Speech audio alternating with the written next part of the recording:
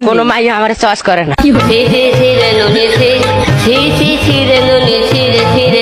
Hero Alam গান গাইতে গাইতে ক্লান্ত হয়ে যাবে, ভিটামিন খেয়ে নেয়। এমনকি মাইক্রোফোনকে তুলেও ভিটামিন খাইয়ে দেয়। বাট এই গান শুনে মেয়ে পাখিরা পুরো অজ্ঞানী হয়ে পড়ে। আমারও পরানো যাহা চায়।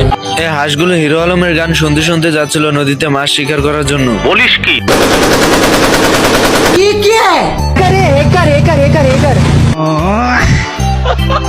গাঞ্জা খাই কুল পাই না, লেখাপড়া করবো কোন সময়?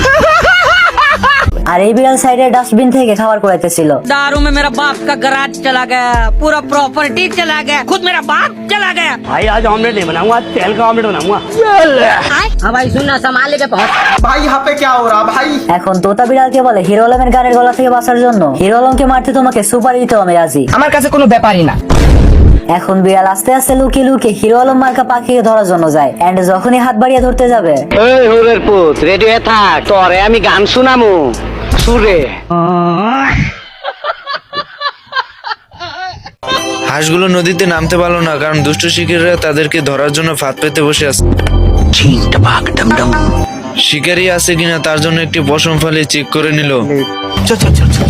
गाड़ी स्टार्ट कर।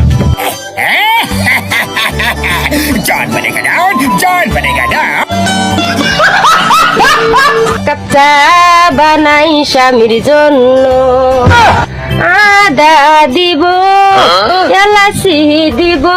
ये सब क्या देखना पड़ रहा है? अच्छा है मैं अंधा हूँ। এই পিচ্ছি পিচ্ছি মাইয়া গো, এত তে